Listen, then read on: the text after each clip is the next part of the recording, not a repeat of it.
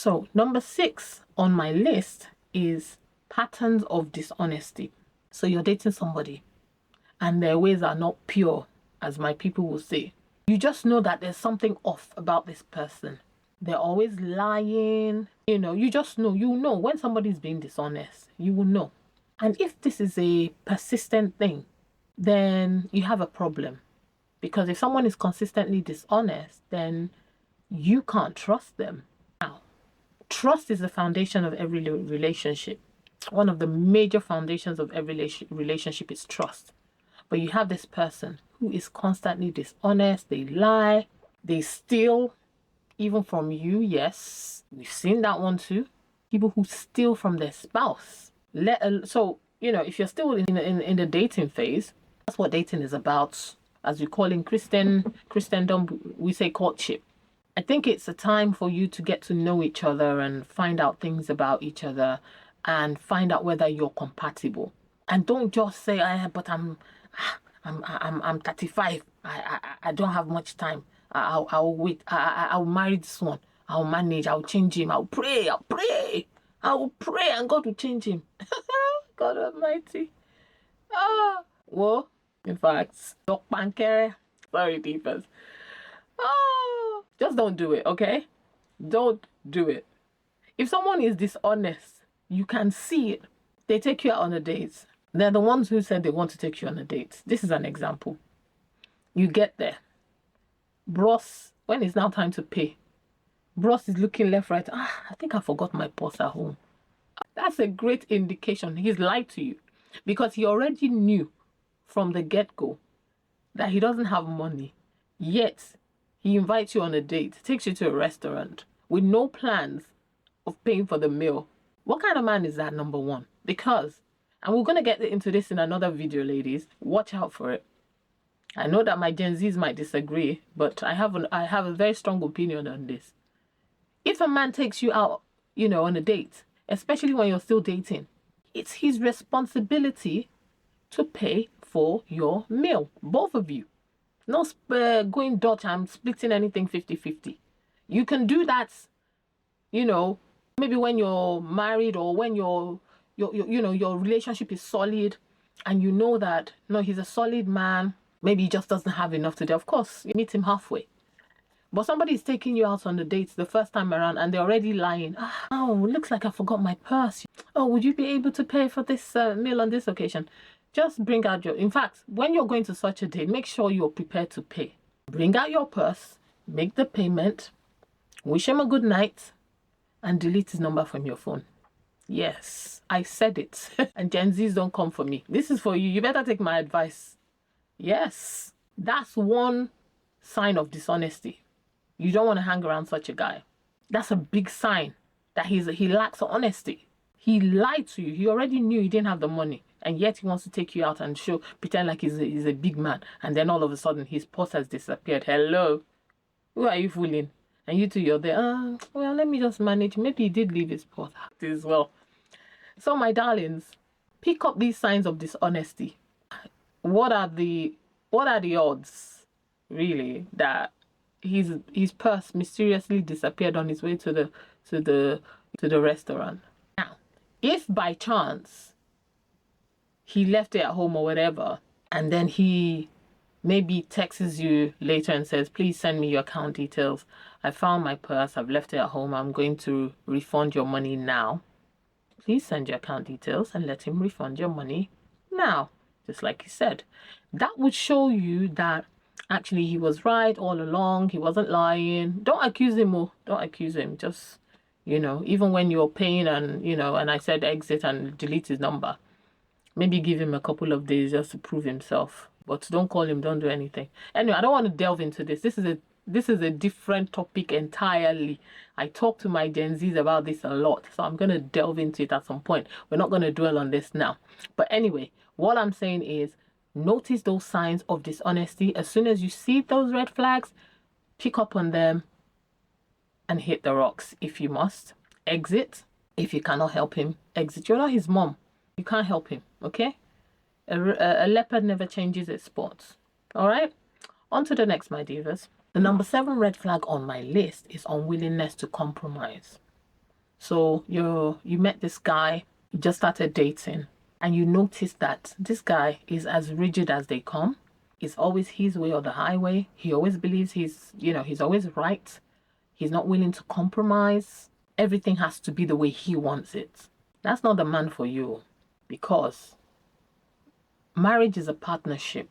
Any relationship is a partnership, even with friends, right? So if you are dating someone and you already notice that it seems that this guy is not very flexible, or he always wants to have his way, you need to assess that situation. Is this someone I really want to spend forever with? Because it means that he has the final say in every single thing. Even when he's wrong, he's always going to believe that he's right. Because, and I'll use my relationship as an example. There are certain things that maybe I might do, for example, and my husband will say to me, "Oh, well, you shouldn't have done that like that," or whatever. Initially, I might think, "No, there's nothing wrong with that. There's nothing wrong with what I did." And I might go back and reflect on it and think, actually, he has a point. And I'll go back to him and say, "You were right, actually, I shouldn't have done that." And vice versa. If he's done something and I'm like, "Babes, you shouldn't have done it that way. No, no, no, no, no." And it's like, "But there's nothing wrong with that." He will listen to me, and then he might say, "Okay, you're right. Oh, I wish I spoke to you prior.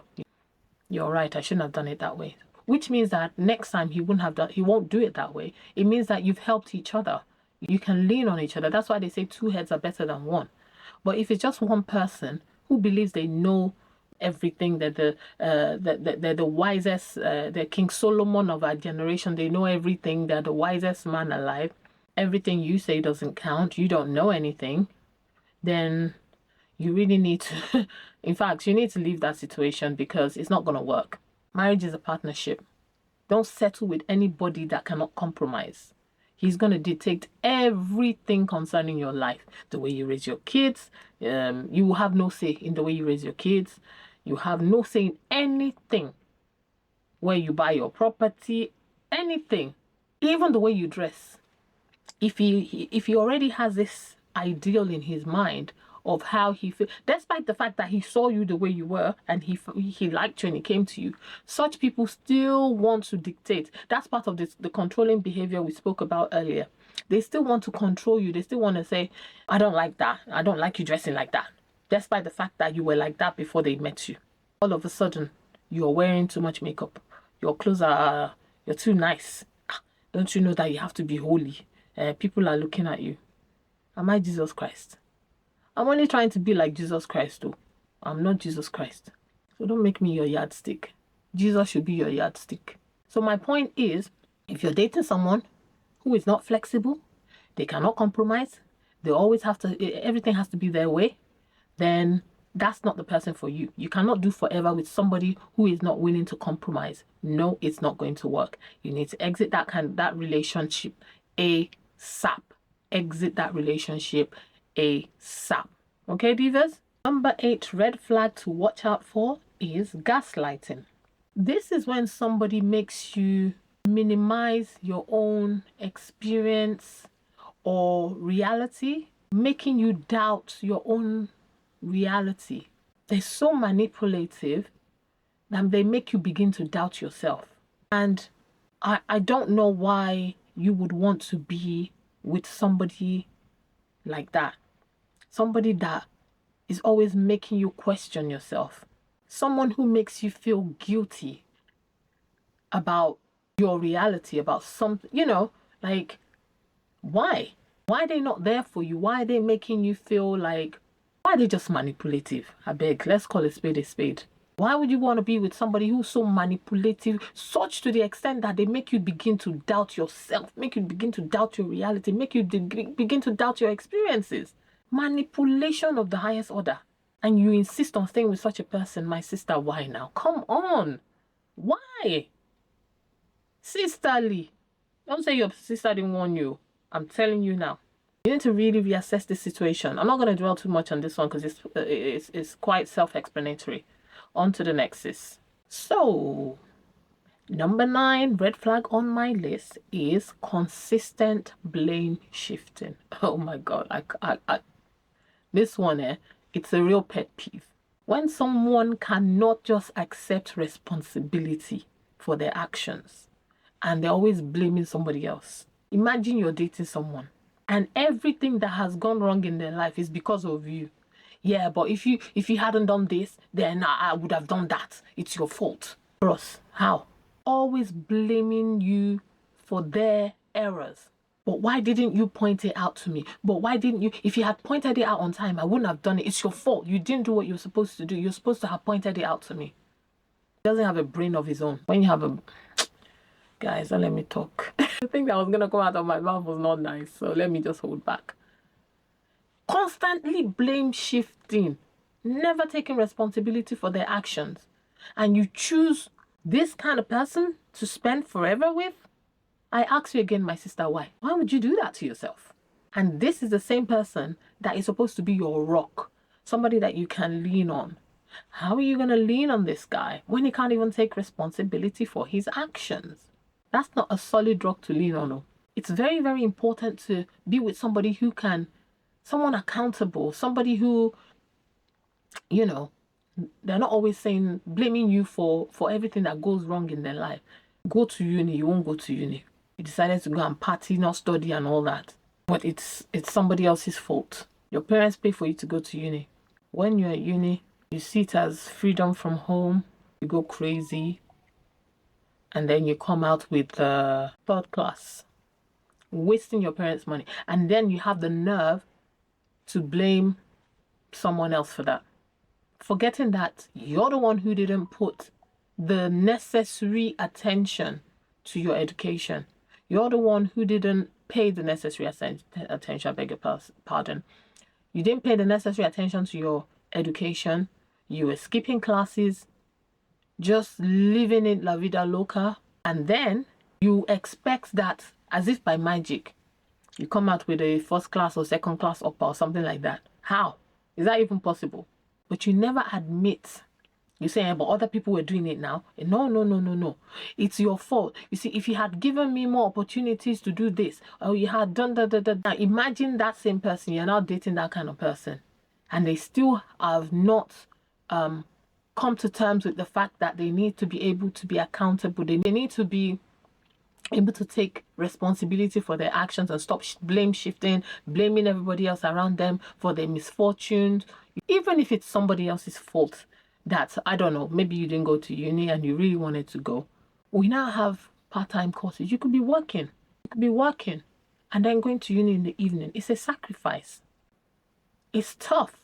I've had to do some courses last minute that took time, effort, and money.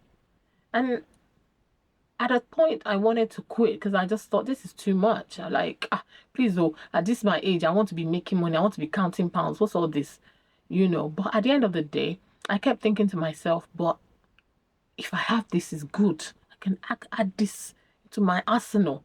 I can add this to my qualifications. Then it's a good thing. Let me stay. And before you could blink, I completed it. And now I use it to work and earn better money. To God be the glory. My point is, sometimes you have to make sacrifices.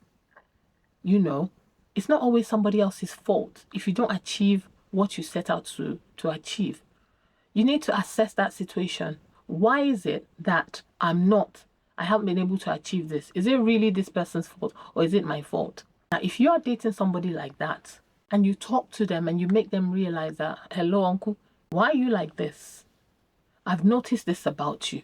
Let's work together and help you so that you don't, you have to learn to take responsibility for your actions. And if I'm going to stay in this relationship with you, I'm going to need you to change this habit. If they come up and they say, well, there's nothing wrong with me. What do you mean? Blah, blah, blah, blah. Sweetheart, not for you. This guy's not for you. You need to keep it moving. Because like I said, if they cannot take responsibility for their actions now, the big burden that this man will put on you when you have kids, only God will help you, because everything will be your responsibility. Can't take responsibility, blame shifting, he'll blame you. If your kids are doing well, then he will praise them. If your kids are doing badly, then he will blame you. It's your fault. You're a bad mother. You didn't do this. You didn't do that. Forgetting the fact that you're supposed to be co-parenting. Anyway, I've dwelt too much on this one. Blame shifting, see as a red flag, deal with it or exit. All right, divas, on to the next. So, divas, the final point on my list, number 10 red flag to look out for, which I think is the main one, the king of red flags, is abuse of any kind, be it emotional, physical, mental, any kind of abuse should not be tolerated in any relationship. Not at all. So you're dating somebody and he has the nerve, the audacity to want to hit you. As what? As what exactly? Do not put up with it all. Don't you ever. That is the worst thing. In fact, don't wait till then. And somebody starts to put, because there's different types of abuse. Like I mentioned, there's emotional, physical, mental, all sorts. As soon as you identify any, because some of them are just very good at putting people down. They just make you so sad. They will tear you down with their words. That's emotional abuse. That's emotional abuse. Again, like I mentioned earlier, as soon as you see somebody, tearing you down with their words, putting you down in front of people, that's emotional abuse. As soon as you spot that red flag, you need to exit that relationship. You can't help him. Don't even try. You're not his mother. No, that is not your husband. Don't say, I'm going to put up with it. I'm knocking on 35's door. So what? That's why you want to stay with somebody that will now kill you. I should have said, why you? I hope they don't put up my video. This is not even funny. Jokes aside, when you spot that red flag of any kind of abuse, you need to exit. You're dating a guy and he wants to raise his hands at you. Why? Is he nuts? He raised his hand. You need to, bros, what are you trying to do? Are you okay? Don't you ever. And that's enough. One time is enough. Even the attempt is enough. Because let me tell you something. He will do it again. Because he's going to think it's okay. Because you tolerated it. You allowed it. And if he's done it once, well, why can't he do it again and again? Why not? You have sold yourself cheap. You're so desperate. I'm in love, but I love him. Oh my God, I love him so much. I can't live with him. My darling, it's a lie. You will live. You will live. People have left relationships in the past and they live to tell the story. They didn't die. In fact, they moved on to better ones. They ended up with a better man and they're married and they're happy. You want to stay with an abuser, somebody that you haven't even married. He's already raising his hands at you and you're there. For what exactly? So he can absolutely buy you? Is that what you want? Have you not heard of stories of people who have been in such relationships and they lost their lives as a result? An example is the beautiful Osinachi. Beautiful gospel singer, beautiful soul. A song, oh my God. Every time I hear that song, it's just, there's something about it. Anointed woman. But her problem was she was in a very abusive relationship.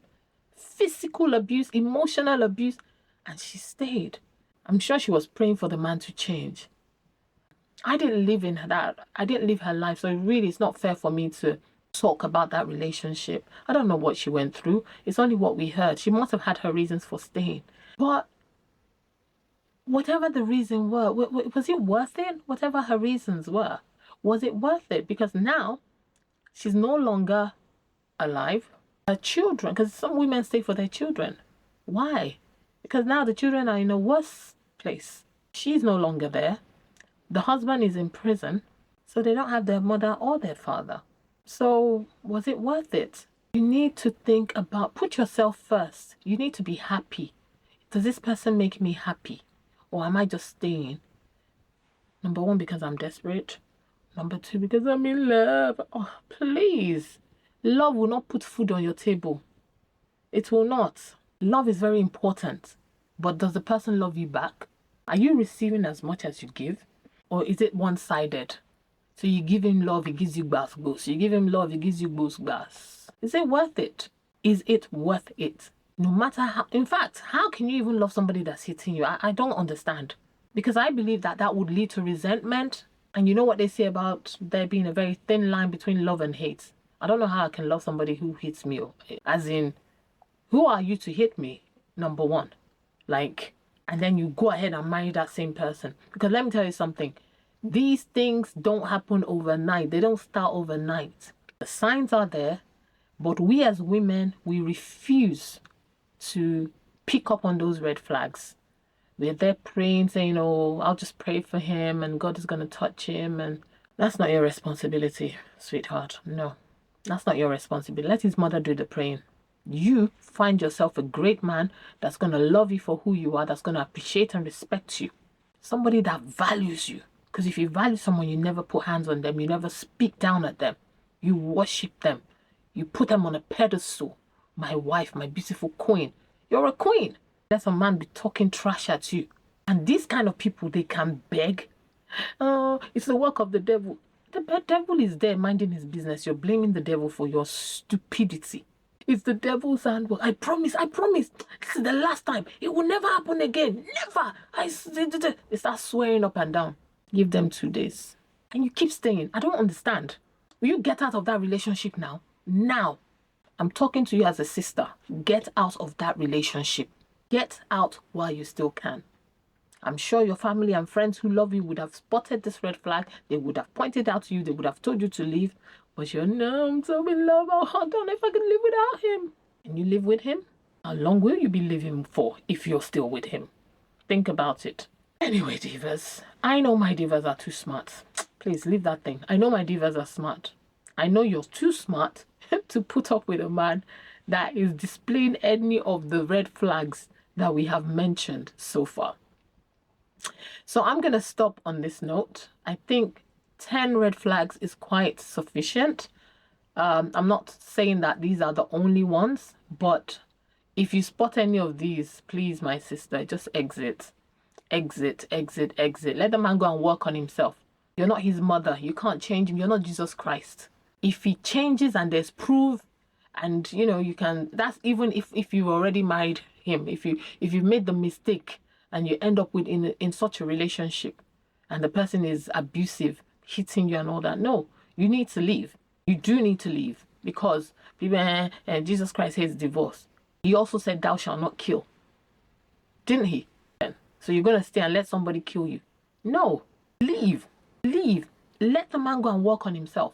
If he works on himself and you have evidence that he has and he's in a better place, he has changed, you have the evidence, so then maybe you can reconsider. But he has to prove that he's a changed man beyond any reasonable doubts, that he has gone through the process, he's had therapy. You need evidence. Otherwise, don't go back. Say bye-bye. Bye-bye, yo. Oh, divas. Honestly, we laugh, we joke, but these things are quite important. All right, my lovelies? This is it. We're going to end here. So anyway, my divas, I hope you've enjoyed this episode of Dialogues with Grace. I hope you've learned something from it. If you have, let me know in the comment box which one you think is the worst red flag. I personally think it's number 10, but some of you might beg to differ. And, I would also like to know what you think about women who constantly go back to abusive men.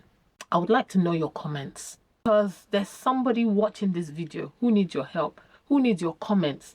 If you've been through that, let them know. Or someone who's been through it, let them know in the comment box, because people like to scroll through the comment box. Let them know. Let them know. I think it's very important. We're here to lift each other up as women. Let's help each other out, please. We can't just sit back and fold our arms, okay?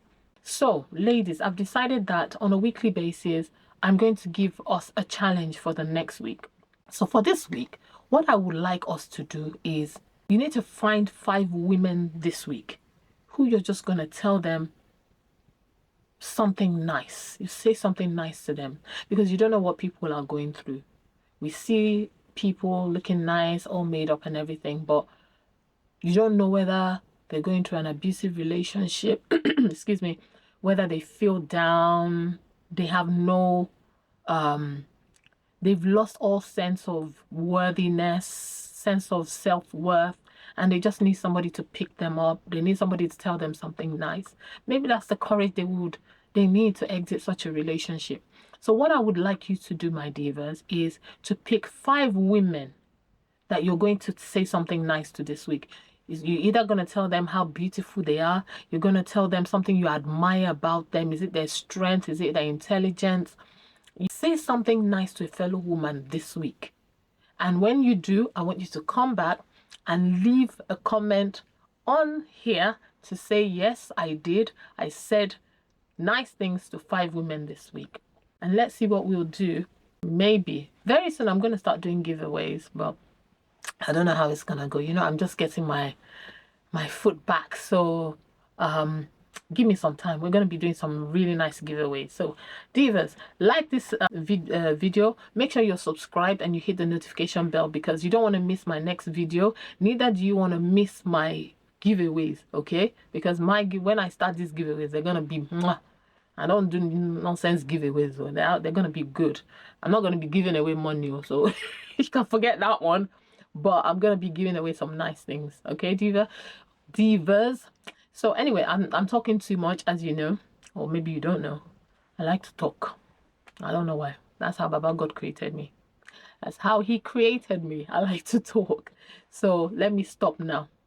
Remember, like, comment, subscribe, hit the notification bell, and share. And watch out for my next video. Okay, divas? So until next time, remember to stay absolutely beautiful, stay absolutely fabulous, keep your head up, have that positive mindset, knowing who you are and whose you are. Remember that Jesus loves you and he's got your back. And I, your girl, your sister, your auntie, your friend, your paddy, I love you too. Have yourselves a wonderful week, and I'll speak to you next time. God bless you. Bye-bye.